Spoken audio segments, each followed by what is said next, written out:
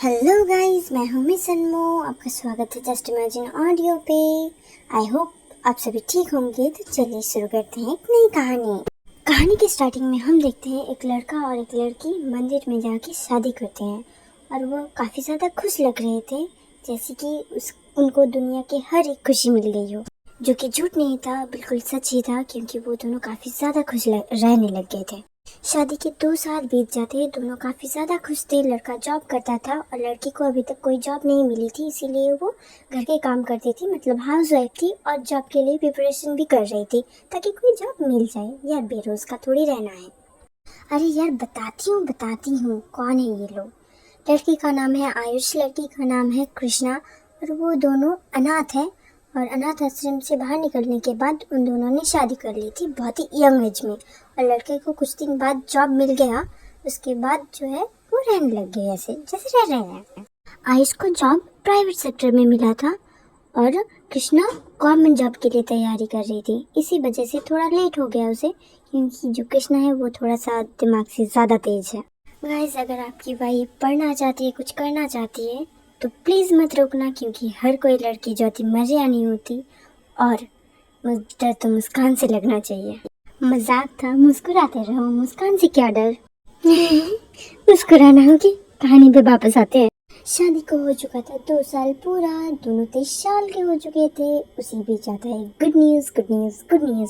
Krishna is pregnant, Ayush is very happy. Krishna भी उससे भी ज़्यादा हैप्पी। आयुष कृष्णा से बोलता है, अभी तुम एग्ज़ाम की प्रिपरेशन को रहने दो, बच्चा आ जाएगा उसके बाद करना। मेरा एडवाइस, सेटल हो जाओ पहले, उसके बाद बेबी प्लान करना, बिकॉज उसके एक्सपेंसेस और भी ज़्यादा होते हैं। तुम बोलोगे एक दिन बिना बाहर के खाए रह लेंगे, बट उसको स्कूलिंग टीचिंग जो कुछ भी है मतलब सिखाना पड़ता है। उसके बाद बेबी फूड भी बहुत ही ज़्यादा एक्सपेंसिव आता है। तो पहले नौकरी फिर बच्चा। पता है मन ही मन तुम यही बोल रहे हो कि कितनी बकर बकर करती है ये, बट मेरे पास कोई और नहीं है तुम्हारे अलावा, तो तुम्हें ही सुनना पड़ेगा। अगर नहीं सुनने का मूड है तो स्किप कर देना और सब्सक्राइब भी कर देना, ताकि ये मेरी ये बकर बकर रोज़ सुनने को मिले। रोज़ तो नहीं वीडियो डाल पाती हूँ, बट हफ्ते में एक बार ज़रूर। अब मैं और भी फास्ट करने की कोशिश करूँगी, चिंता मत करना, स्टोरी आ जाएगी जल्दी ही। कहानी पे वापस आते हैं, जहाँ पर 9 महीने बाद जो है कृष्णा एक बेबी गर्ल को पैदा करती है, मतलब जन्म देती है। कितनी प्यारी सी है बच्ची। इमेजिन करो, जितना प्यारा हो सके उतना इमेजिन करो। और देखो ये आयुष और कृष्णा की बेबी है, कितनी प्यारी है। कर लिया इमेजिन। कहानी पे आगे बढ़ते हैं।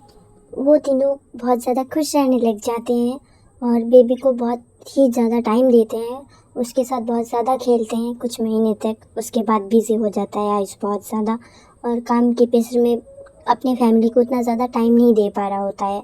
और कृष्णा कोशिश करती है हमेशा कि कुछ ना कुछ उसके लिए करे। और अभी फ़िलहाल के लिए उसने अपनी जॉब की जो है प्लान को वो गिव अप कर दिया, मतलब पोस्टपोन कर दिया, गिव अप नहीं। एक दिन कृष्णा बाज़ार जाती है, अपनी बच्ची को साथ ही लेकर जाती है। और बहुत ही ज़्यादा दूर था बाज़ार और कोई भी ट्रांसपोर्टेशन नहीं था, मतलब कोई भी ऑटो वगैरह नहीं था वहाँ पर, तो उसे चल के ही जाना पड़ रहा था। और उसने अपने बेबी को कैरी कर रखा था एक बेबी होल्डर में, मतलब जैसे सामने होता है ना बेबी रखते हैं वहाँ पर, मतलब गोद में लेना नहीं पड़ता, वैसे ही रह जाता है। क्या बोलते हैं उसे, बेबी होल्डर ही बोलते हैं शायद से, मुझे नहीं पता। अगर आपको पता है तो आप कमेंट्स में बता देना प्लीज़। दूसरी तरफ हम देखते हैं एक आदमी को जो कृष्णा को ढूंढ रहा था। बहुत सारे लोगों को उसकी पिक्चर दिखाता है एंड पूछता है कि क्या आपने इस लड़की को कहीं पर देखा है। फिर से हम कृष्णा को देखते हैं जो अपने बच्चे के साथ, और एक बैग था उसके हाथ में जिस पर उसने शॉपिंग के सामान रखे थे, मतलब उसने अपने बेबी के लिए शॉपिंग किया था और घर जा रही थी।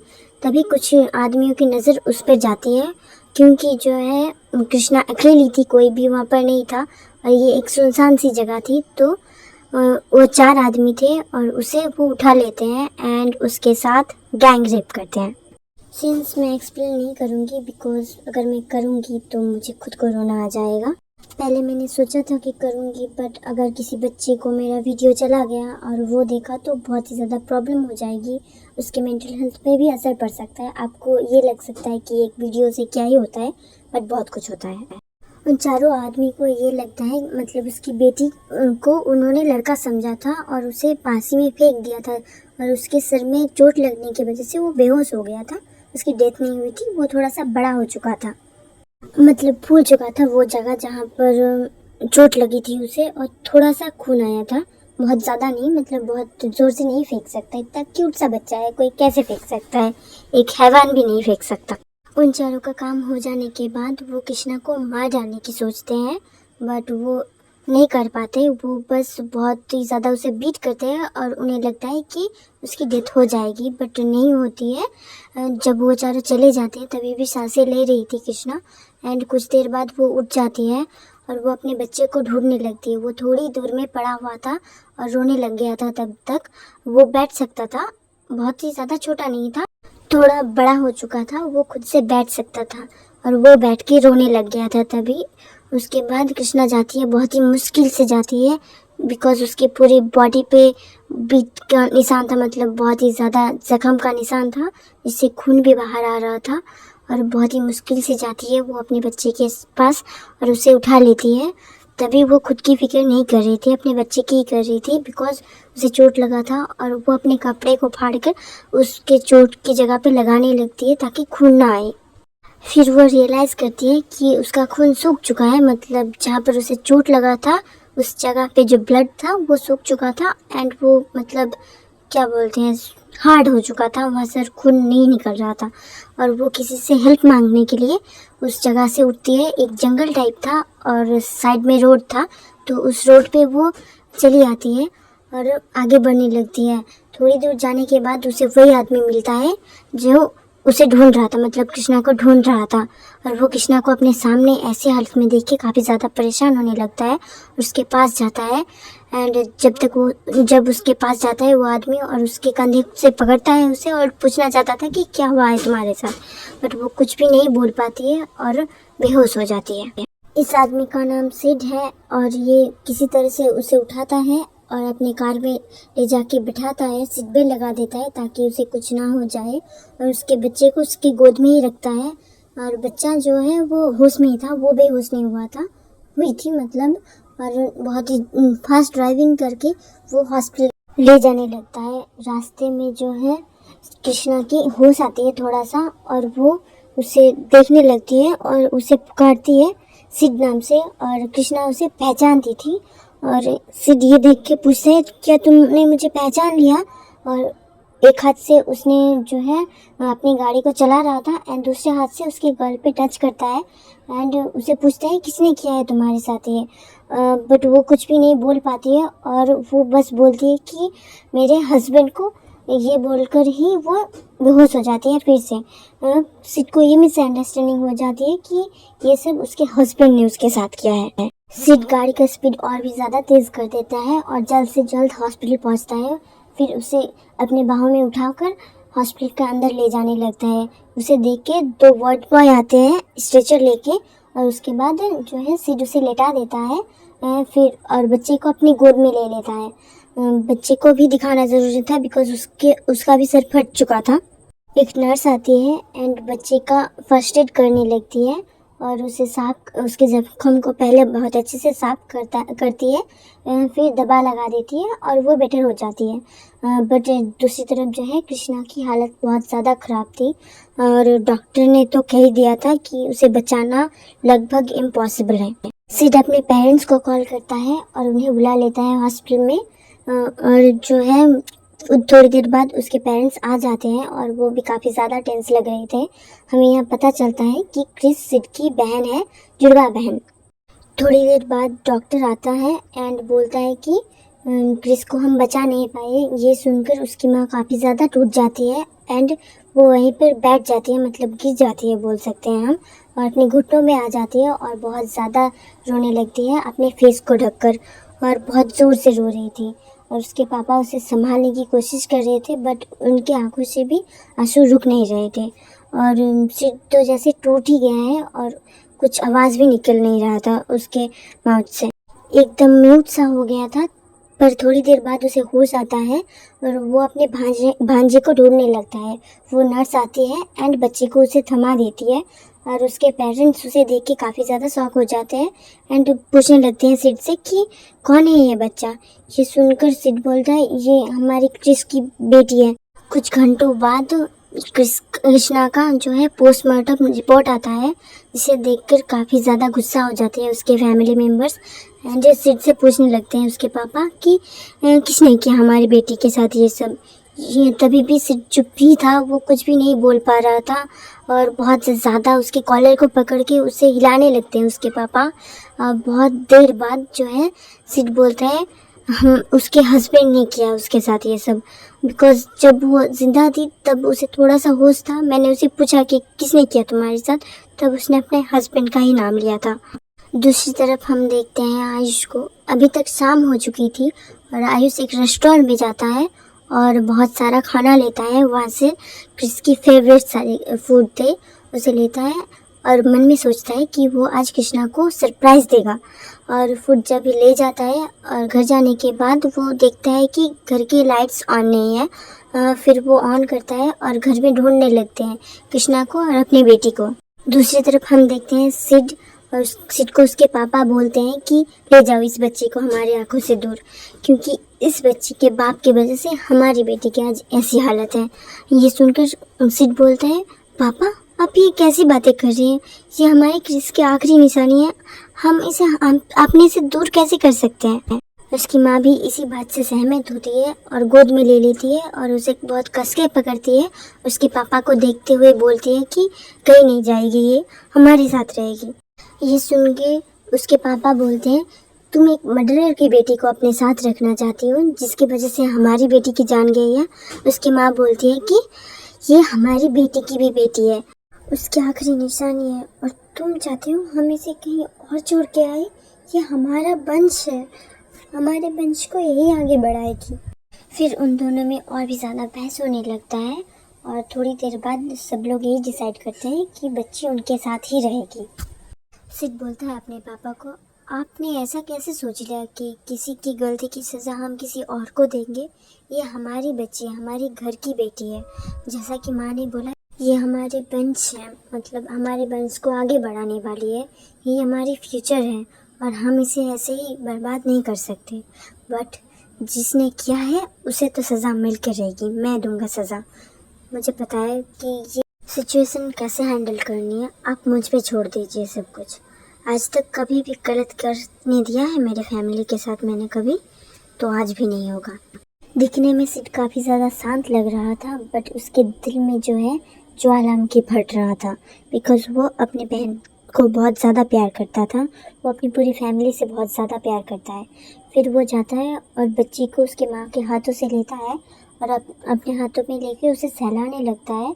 और बच्ची तभी तक सो गई थी और बोलता है कि तुम चिंता मत करो बेटा, तुम्हारे पापा को मैं सज़ा तो दूंगा पर तुम्हें नहीं। तुम हर खुशी डिज़र्व करते हो जो कि मैं दूंगा। वो क्रिमिनल तुम्हारे बाप कहलाने के लायक ही नहीं है। मैं तुम्हें बड़ा करूँगा, मैं अपना पहचान दूंगा तुम्हें। फिर वो अपने पेरेंट्स को बोलता है कि मैं इसे अडॉप्ट करना चाहता हूँ। दूसरी तरफ हम देखते हैं आयुष को। वो काफ़ी ज़्यादा परेशान हो गया था क्योंकि उसने पूरा घर जान मार लिया था और उसे अपनी बीबी और बच्ची कहीं पर भी नहीं मिली थी। फिर आयुष अपना फ़ोन उठाता है एंड किसी को कॉल करने लगता है, बट वो कॉल नहीं उठाती बिकॉज जंगल में ही उसका फ़ोन पड़ा हुआ था और वो रिंग भी नहीं होता बिकॉज वो टूट चुका था। इसी वजह से आयुष और भी ज़्यादा परेशान हो चुका था और उसके दिल में जो है बहुत ज़्यादा दर्द होने लगता है। जब आप किसी अपने को खोते हो ना तब होता है, अगर आपने खोया है तो आपको पता होगा। आयुष फिर पुलिस स्टेशन जाता है कंप्लेन करवाने के लिए। वहाँ पर कंप्लेन लिखवाने के बाद वो आने लगता है और काफ़ी ज़्यादा ब्रोकन था। पुलिस ने बोला था कि अगर 24 आवर्स के अंदर वो घर आ जाती है तो ठीक है, वरना वो प्रोसीजर स्टार्ट करेंगे उसे ढूंढने की, बिकॉज उसे पहले नहीं कर सकते हैं बिकॉज क्रिस का डर थी। 3 महीने बीत जाते हैं, आयुष को क्रिस का कोई भी खबर नहीं मिलता। दूसरी तरफ जो है सिड अपना बंदा लगा रखा था एक, जो आयुष को ढूंढ रहा था। उसे नहीं पता था कि कृष्णा की शादी किससे हुई थी, कौन है आयुष, और आयुष का नाम भी नहीं पता था, कैसा दिखता है वो भी नहीं पता था, और कहाँ पर रहता है वो भी नहीं पता था। इसी वजह से उसे बहुत ही ज़्यादा दिक्कत होने लगती है और जो बच्चे हैं उसे वो अडॉप्ट नहीं कर पाया बिकॉज हमारे देश के लॉ के अकॉर्डिंग एक मेल एक फीमेल को अडॉप्ट नहीं कर सकता। और सिड शादी नहीं करना चाहता था because he was a gay not a straight man. इसी वजह से वो किसी लड़की की ज़िंदगी बर्बाद नहीं करना चाहता था।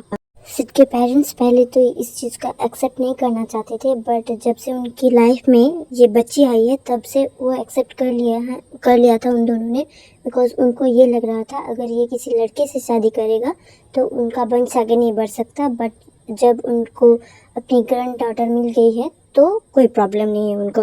दूसरी तरफ आयुष सब कुछ छोड़ देता है, अपना जॉब भी छोड़ देता है एंड हर जगह सिर्फ कृष्णा को और अपनी बच्ची को ढूंढने में लगा देता है। और भी बहुत सारे दिन बीत जाते हैं, अभी लगभग 2 साल हो जाते हैं इस चीज़ को। और अभी तक जो है सिड जो आयुष को है वो मॉनिटर कर रहा था, मतलब उसे ढूंढ तो लिया था उसने बट उस तक पहुंच नहीं पाया था। मतलब वो घूमता रहता था, एक जगह पे नहीं रहता था, इसी वजह से वो मिल ही नहीं पा रहा था उसे। हम देखते हैं आयुष को काफ़ी ज़्यादा गंदे कपड़े पहन रखे थे, ऐसा लग रहा था कि उसने बहुत दिनों से नहाया नहीं था। उसकी स्किन भी काफ़ी ज़्यादा टैंट लग रही थी, इवन बालों का कलर ब्लैक से जो है भूरा होने लगा था, मतलब गोल्डन कलर की होने लगी थी, जैसा बहुत ज़्यादा धूप पे रहने के बाद होता है। गोल्डन नहीं, वो कैसा सा हो जाता है ना, वो फीका सा रंग, वैसा हो गया था, एकदम भिखारी टाइप लग रहा था। और जो है सिड के आदमी उसे ढूंढ रहे थे और उन्हें मिल भी जाता है। उसके बाद जो है वो जब मिलता है तब हम देखते हैं आयुष को, वो एक चाय के टपरी में बैठ के खाना खा रहा था और मन में खुद को ये समझा रहा था कि अपने बच्चे को और बीबी को ढूंढने के लिए उसे एनर्जी की ज़रूरत है, तो उसे खाना खाना पड़ेगा। पहले तो वो उसे दुकानदार नहीं दे रहा था बट उसके पास पैसा था, इसी वजह से उसे दे देता है। खाना खाने के बाद जब वो टपरी से बाहर निकलता है, मतलब एक जगह था उस पर बेंच लगे हुए थे, वहाँ से बाहर आता है, उस जगह से निकलता है।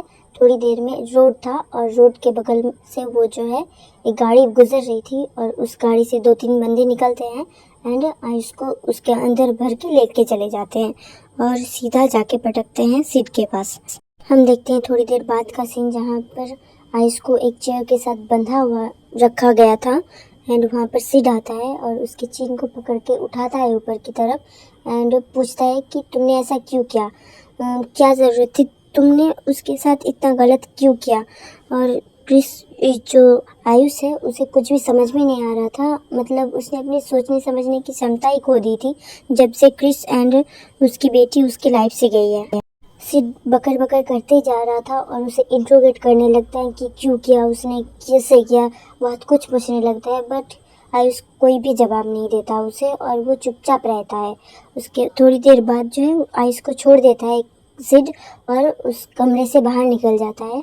और सिड तभी भी कुछ भी नहीं सोच रहा था और वो एकदम पागल की तरह हो चुका था। सिड बाहर जाता है और 2 बंदों को बुलाता है और उनको बोलता है कि इसे अच्छे से साफ करो, नहलाओ धुलाओ और इसका हुलिया सुधारो, फिर घर पे ले आना इसे।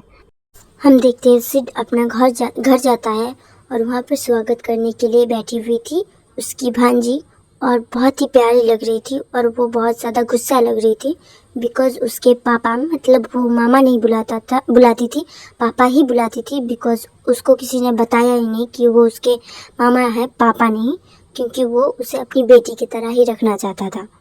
उसका नाम सिड ने प्रीति रखा था क्योंकि वो काफ़ी ज़्यादा प्रीति थी, प्रीति सेम स्पेलिंग होता है ना, इसीलिए मैं इसीलिए रख रही हूँ। वो छोड़ो, हम कहानी पे वापस आते हैं जहाँ पर वो बच्ची स्वागत के लिए वहाँ पर थी बट बहुत ज़्यादा गुस्सा थी बिकॉज सिड ने उसे प्रॉमिस किया था कि उसे वाटर पार्क लेके जाएंगे बट उसे नहीं लेकर गए और वो काफ़ी छोटी थी, इसी वजह से सिड नहीं लेके गया, बस झूठा प्रॉमिस कर दिया था उसने। फिर सिड उसके लिए बहुत सारे कैंडीज़ लाता है, बहुत सारे टॉयज़ लाता है और कैंडीज़ जो है वो मुंह पे फेंक के मार देती है प्रीति सिड के, पर जब सॉफ्ट टॉयज़ देती है उसे तब वो मान जाती है और फिर से खेलने लगती है उस सॉफ्ट टॉय से बिकॉज उसे कैंडीज़ बिल्कुल भी पसंद नहीं थे। फिर भी उसे नहीं पता था इतने अच्छे से कि कैंडीज़ नहीं खाती वो। ये देखकर उसे याद आने लगता है जब वो छोटा था और कृष्णा भी छोटी थी, तब कृष्णा के लिए वैसे ही वो कैंडी लेके आता था और कैंडी उसके मुंह पे मारती थी कृष्णा, और वैसे ही उसकी बेटी भी कर रही है और उसे नॉस्टैल्जिक फील आता है। तो ये फीलिंग उसे बहुत अच्छा लगता था।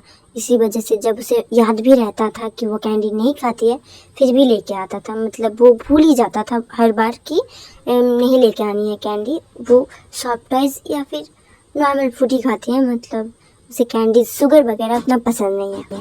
हम देखते हैं सिड जाता है कृष्णा के कमरे में, जहाँ पर उसके फ़ोटोज़ लगे हुए थे। एक बड़ा सा फ़ोटो था जिस पर हाथ चढ़ा हुआ था और पूरे कमरे में फ़ोटोज़ ही थे, कृष्णा के ही फ़ोटोज़ थे। बचपन से लेके बड़े तक जितने भी उनको फ़ोटोज़ मिले सारे फ़ोटोज़ थे। सिड वो फ़ोटोज़ साफ करने लगता है क्योंकि उस कमरे में किसी भी हाउस हेल्प का भी एंट्री नॉट अलाउड था। मतलब अलाउड ही नहीं था किसी और का जाना, सिड और उसके फैमिली मेम्बर को छोड़ के। वो प्रीति भी नहीं जा सकती थी। बट प्रीति को पता था कि वो कमरा उसकी माँ का है और वहाँ पर उनके बहुत सारे पिक्चर्स हैं। और प्रीति को अभी तक ये नहीं पता था कि उसकी माँ कैसी दिखती है। हम देखते हैं सिड के आदमी आयुष का हुलिया सुधारते हैं, फिर उनके घर लेके आते हैं उन्हें। और जो सिड वहाँ पर बैठा हुआ था एक काउच पे और उसके पैरों के सामने आके उसे फेंक देता है। तभी तक आयुष को किसी भी तरीके की होश नहीं थी कि क्या हो रहा है उसके साथ, और वो डिफेंड भी नहीं करने की कोशिश कर रहा है। ये देख के सब शॉक तो हुए थे बट उन्होंने इतना ध्यान नहीं दिया। बट आयुष को देख कर जो है प्रीति उसके करीब जाने लगती है और उसके गाल को पकड़ती है और अपनी तरफ घुमाती है और बोलती है, अंकल आप कौन हो, आप यहाँ पर क्यों आए हो।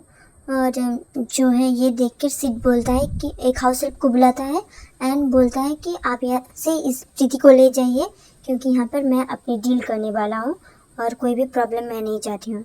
और जो है प्रीति को देखकर आयुष को यही लगता है मेरी बेटी भी इतनी ही बड़ी होगी। सिड के पेरेंट्स वहाँ पर नहीं रहते थे, सिड और प्रीति ही वहाँ पर रहते थे। सिड के पेरेंट्स बाहर किसी दूसरे शहर में रहते हैं बिजनेस के सिलसिले की वजह से, वरना वैसे तो यहीं पर रहते हैं। सिड आयुष के बालों को पकड़ता है और मुट्ठी में और बहुत जोर से खींचने लगता है और बोलता है तुमने ऐसा क्यों किया। आयुष बोलता है मैंने क्या किया, तुमने मुझे यहाँ पर क्यों ला के रखा है, क्यों लाया मुझे यहाँ पर नहीं रहना, मुझे काम है, मुझे जाने दो। अभी उसे होश आ गया था कि क्या हो रहा है उसके साथ, अभी तक उसे कुछ भी समझ में नहीं आ रहा था और बोलता है मुझे ढूंढने जाना है। सिड बोलता है क्या ढूंढने जाना है। ये सुनकर आयुष बोलता है तुम्हें मैं क्यों बताऊँ मुझे क्या ढूंढने जाना है, बस मुझे यहाँ से जाना है। तुम कौन हो और मुझे यहाँ पर क्यों लाया है, प्लीज़ बताओ मुझे और यहाँ से मुझे जाने दो।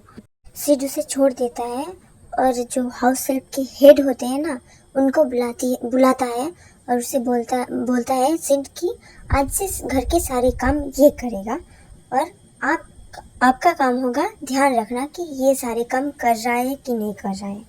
और आयुष ये सुन के बोलता है कि तुम कौन हो और मुझे क्यों पकड़ा है, तुमने मुझे क्यों उठा के लाए हो यहाँ पर और मैं क्यों करूँगा तुम्हारे घर के काम। मतलब उसके दिमाग में कुछ भी नहीं आ रहा था कि क्या सज़ा दिया जाए और उसने बहुत कुछ सोच रखा है। उसके पहला जो है स्टेप है ये घर के सारे काम करवाना और अच्छे से खाना ना देना। आयुष प्रोटेस्ट करने लगता है कि उसे नहीं करना ये सब। तब जो है सिड अपनी पॉकेट से गन निकाल लेता है और बोलता है कि ठीक है तो फिर मरना चाहोगे तुम, अभी मार देता हूँ। अगर तुम चाहते हो जिंदा रहना, लंबी ज़िंदगी चाहते हो तो मैं जो बोलूँगा तुम्हें वही करना पड़ेगा, वरना आज ही तुम्हारी ज़िंदगी ख़त्म कर देता हूँ। तुम ही बोलो क्या चूज़ करना चाहोगे, लंबी ज़िंदगी कि अभी मर जाओ। तब आयुष सोचने लगता है कि अगर ज़िंदा रहेगा तो ही वो क्रिस की और अपनी बेटी की जो है तलाश कर पाएगा और अगर मर जाएगा तो उनका कभी भी पता नहीं चलेगा उसे। और वो मान जाता है और वो सारे घर के काम करने लगते हैं। मतलब बहुत बड़ा सा बंगलो था जो पहले उससे साफ करवाता है, फिर खाना भी बनवाता है और खाना बनवाते जो है एक बार सिट जाता है किचन में और उसका हाथ जो है वो चूल्हे में रख देता है, जो ओवन होता है उसके ऊपर, आग के ऊपर, जिस वजह से उसका पूरा हाथ जल जाता है और ज़बरदस्ती उसे खाना बनवाने लगता है उसी हाथ से और गरम पैन को भी पकड़ा देता है उसके हाथ में, जिस वजह से उसे काफ़ी ज़्यादा दर्द होने लगता है। हाउस हेल्प का सिर्फ यही काम रहता था कि प्रीति का ध्यान रखे और आयुष ठीक से काम कर रहा है कि नहीं कर रहा है ये देखना। और जो है सिड उसे बहुत ही ज़्यादा टॉर्चर करता है और हाउस हेल्प से भी टॉर्चर करवाता है उसे। और बहुत बार ऐसा होता है कि उसका हाथ जलवा देता है या फिर उसी हाथ से उसे कपड़े धोने के लिए दे देता है, बिकॉज़ वो पहले उसे ये करवाना चाहता था, फिर एक लेवल आगे बढ़ता है वो। और अब जब भी गुस्सा होता है वो, जब भी उसके बिजनेस में कभी लॉस होता है या फिर कहीं बाहर झगड़ा हो जाता है, कोई भी होता है जिससे उसे गुस्सा आता है, तो वो आयुष को पीटता था, मतलब बेल्ट से बीट करता था। धीरे धीरे आयुष इससे यूज्ड हो गया था और ये जैसे रोज़ का ही हो गया था कि सुबह से शाम तक सारे घर के काम करो, अच्छे से खाना भी नहीं मिलता, बस दिन में 2 बार ही मिलता है और रात को मार खाओ उससे। पर इसी बीच प्रीति के साथ आयुष की बॉन्डिंग काफ़ी ज़्यादा अच्छी हो गई थी। प्रीति हमेशा से आयुष के साथ ही रहना चाहती है और जो आयुष है वो अपनी बच्ची की तरह ही ख्याल रखने लगता है प्रीति का, बिकॉज उसमें उसको अपनी बेटी नज़र आती है। पता है कि वो उसी की बेटी है, बट उन दोनों को तो नहीं पता कि वो दोनों एक दूसरे से का क्या रिश्ता है, कौन का रिश्ता है। इस बात का उन दोनों का 0% आइडिया है। और जो है आयुष मतलब उसके साथ रहता है तो खुश रहने लगता है और ये चीज़ जो है सिर्फ एक दिन नोटिस करता है, तो है प्रीति और आयुष का मिलना जो है वो बंद कर देता है, मतलब वो एक दूसरे के साथ नहीं मिल सकते, ऐसा वो डिसाइड करता है। जिस वजह से मेड भी मजबूरी में प्रीति को उनसे मिलने नहीं दिया जाता था, प्रीति को और आयुष को। धीरे धीरे प्रीति को बहुत सारे स्कूल्स में भर्ती कर दिया जाता है ताकि आयुष से वो कम ही मिले। मतलब पहले तो पढ़ाई वाला स्कूल, फिर स्विमिंग क्लासेस, फिर डांस क्लासेस, सिंगिंग क्लासेस, बहुत सारे ऐसे क्लासेस दे देता है सिर्फ ताकि आयुष एंड प्रीति ना मिल सके और उन दोनों के बीच में जो भी कनेक्शन होता है वो बंद हो जाए और वो दोनों फिर से जैसे स्ट्रेंजर थे वैसे ही हो जाए। बट प्रीति ये सब रियलाइज़ नहीं करती, बट जो है आयुष ये रियलाइज़ करने लगता है कि उसकी ज़िंदगी में कभी जो है खुशी लिखी ही नहीं है, भगवान ने जो है खुशी वाला लकीर मिटा दिया है उसके किस्मत से। आयुष धीरे धीरे काफ़ी ज़्यादा फ्रस्ट्रेटेड फील करने लगता है और उसकी लाइफ जैसे बंद जैसी हो गई थी, मतलब बंद पिंजरे में जैसे एक पक्षी रहती है वैसी हो गई थी, क्योंकि घर से बाहर जाना उसको अलाउड नहीं है और घर के सारे काम भी करने पड़ते हैं, इतने सारे काम करने पड़ते हैं कि वो कुछ कर भी नहीं सकता और उसकी लाइफ एकदम मिजरेबल बन चुकी थी। और अब तो वो जीने का होप भी छोड़ दिया था उसने, और उसने ये दिल से मान लिया था कि उसकी वाइफ और उसकी डॉटर उनकी भी डेथ हो चुकी है और वो उनके पास जाना चाहता था। बट जो है प्रीति के साथ उसका लगाव इतना ज़्यादा हो गया था, इसी वजह से वो खुद को ख़त्म करने के बारे में सोचता भी है तो भी वो पीछे हट जाता है, क्योंकि जब आखिरी दिन के आखिर में जब प्रीति उसके पास आती है और एक हक करती है तो वो सारा दुख भूल जाता है अपना।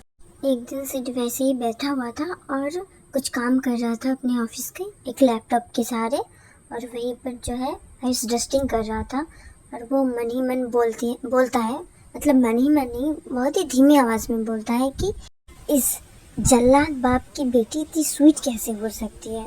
मतलब उसे समझ में ही नहीं आ रहा था और उसे पता था, मतलब जिस कमरे में क्रिस के फ़ोटोज़ वगैरह थे उस कमरे में उसे भी जाना अलाउड नहीं था, तो उसे यही पता था कि वो जो है सिड की वाइफ का रूम है जहाँ पर उसके सारे फ़ोटोज़ वगैरह हैं एंड जो है प्रीति उसकी और उसकी वाइफ की बेटी है। यही वाला एपिसोड मैं अभी ख़त्म करती हूँ, मुझे आपसे कुछ बात करनी है, प्लीज़ थोड़ा सा सपोर्ट दिखाइए मुझे, प्लीज़ मैं बहुत ही ज़्यादा मुसीबत में हूँ। जो है मेरी सिस्टर को मेरे चैनल के बारे में पता चल गया है एंड उसने बोला है कि वो मम्मी को बता देगी अगर मेरा चैनल मोनेटाइज हो जाता है, मतलब उसने मुझे चैलेंज किया है कि अगर चैनल में 1000 सब्सक्राइबर आ जाते हैं तो वो नहीं बोलेगी माँ को, और अगर नहीं होते हैं तो वो बता देगी। और बस उसने कुछ मंथ ही बोला है, अभी कोई टाइम लाइन तो नहीं दिया है। और मेरी माँ जो है उसी से बहुत प्यार करती है, मुझसे उतना नहीं करती, और अगर मेरी माँ को पता चल गया तो वो मेरे फ़ोन तोड़ देंगी। जस्ट थोड़ा सा सपोर्ट दिखाइए, और अगर मेरे वीडियोस आपको पसंद आते हैं तो प्लीज़ सब्सक्राइब करिए एंड वीडियो को आखिर तक देखिए बिना जो है डाउनलोड किए, बिकॉज़ डाउनलोड करने की वजह से जो है वॉच टाइम नहीं आती है हमको, और अगर वॉच टाइम नहीं आएगी तो कोई भी जो है हमें किसी भी तरीके का फ़ायदा नहीं मिलता है। अभी तो मेरा चैनल मोनेटाइज हुआ नहीं है, अभी तो वैसे भी एड्स नहीं आएंगे। अगर आप ऑनलाइन भी देखेंगे तो भी कोई प्रॉब्लम नहीं है। और अगर मेरा वीडियोस पसंद आते हैं, मेरे वीडियोस आपको पसंद आते हैं तो प्लीज़ प्लीज़ प्लीज़ सब्सक्राइब कीजिए। और अगर किसी और को ऐसे शौक़ है कहानियाँ सुनने की तो मेरा चैनल एक बार कमेंट कर दीजिए प्लीज़। ऐसा कर देंगे तो मैं हमेशा आपकी आभारी रहूँगी और मैं पैर पड़ती हूँ आपकी। प्लीज़ कर दीजिए, वरना अगर मेरे माँ को पता चल गया ना तो मेरी तो शामत आ जाएगी। प्लीज़ कर दीजिए। और ये मेरी बहन काफ़ी ज़्यादा बदमाश है एंड माँ उसी की बात मानेगी, वो मेरी बात सुनने नहीं वाली कि मैं क्या बोलूँगी, मेरा क्या जिसे डिसीजन है मेरी लाइफ के बारे में वो हमेशा से खुद की चलाती है, मुझे कभी भी अपना डिसीजन नहीं लेने देती। मतलब ऐसे तो नहीं इंटरफेयर करती है मेरी पढ़ाई में, मुझे आगे क्या करना है, बट इस बारे में तो इंटरफेयर करती ही है। उनको बिल्कुल भी पसंद नहीं है कि मैं किसी भी तरह के तरीके से सोशल मीडिया से जो है कनेक्ट रहूँ। उनको बिल्कुल भी पसंद नहीं है मेरा फ़ोन चलाना और वो काफ़ी ज़्यादा डांटती हैं मुझे। और फिर भी मैं बेशर्म की तरह चलाती रहती हूँ। अगर उनको पता चल गया मेरे चैनल के बारे में, मेरे इंस्टाग्राम और फेसबुक अकाउंट के बारे में, तो वो मेरा फ़ोन ही तोड़ देंगी और मेरा पढ़ाई भी छुड़वा देंगी। तो प्लीज़ थोड़ा सा सपोर्ट दिखाइए, प्लीज़ सब्सक्राइब कर दीजिए मेरे चैनल को। उसे पता है मतलब मेरी सिस्टर को क्या चाहिए कि मेरे चैनल से जो भी प्रॉफिट मिलेगा, कभी तो मिलेगा, वो मैं उसे दे दूँ। तो अगर ऐसा हो जाता है तो वो नहीं बताइए। और मुझे वैसे भी पैसों से कोई मतलब नहीं है, मुझे कहानियाँ शेयर करना अच्छा लगता है तो मैं उसे प्रॉफिट दे भी सकती हूँ, मुझे कोई भी प्रॉब्लम नहीं है। बट प्रॉफिट आना भी तो चाहिए, अगर नहीं आएगा तो वो बता देगी। उसे मतलब मज़ा आता है मुझे परेशान करके, अगर मैं दुखी होती हूँ तो उसे अच्छा लगता है। ऐसी है। वैसे भी मैं क्या ही बोलूँ, पापा अगर ज़िंदा होते तो ऐसा नहीं होता, बिकॉज़ वो मुझे सबसे ज़्यादा प्यार करते थे। और मम्मी हमेशा माँ जो है वो हमेशा मेरी छोटी बहन को प्रेफर करती है मुझसे ज़्यादा। प्लीज़ थोड़ा बहुत अगर सपोर्ट दिखा देंगे तो कुछ भी नहीं जाएगा। सब्सक्राइब और लाइक करने का कोई भी पैसा नहीं चार्ज होता, और अगर आप कर देंगी तो मेरा भला हो जाएगा। तो प्लीज़ कर दीजिए, प्लीज़ प्लीज़, मैं हाथ जोड़ती हूँ, पैर पड़ती हूँ आपके, प्लीज़। आई प्रॉमिस खुद को मैं और भी बेहतर बनाऊंगी। मुझे पता है कि आज जो ये वाला वीडियो है वो उतना अच्छा नहीं बन पाया। मैंने पिछले वीडियो में आपको बताया था कि मेरे यहाँ पर फेस्टिवल है तो मुझे जल्द से जल्द वीडियो बनाना था, इसी वजह से मैंने बना दिया। ये उतना लंबा भी नहीं हुआ, ये बस आधे घंटे का हुआ है। आई होप आप माइंड नहीं करेंगे। इसका नेक्स्ट पार्ट भी मैं जल्द से जल्द शेयर करने की कोशिश करूँगी। मैं 3-4 दिन में वो शेयर करने की कोशिश करूँगी।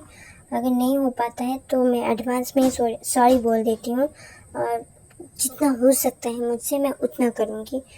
थोड़ा सा सपोर्ट चाहिए बस।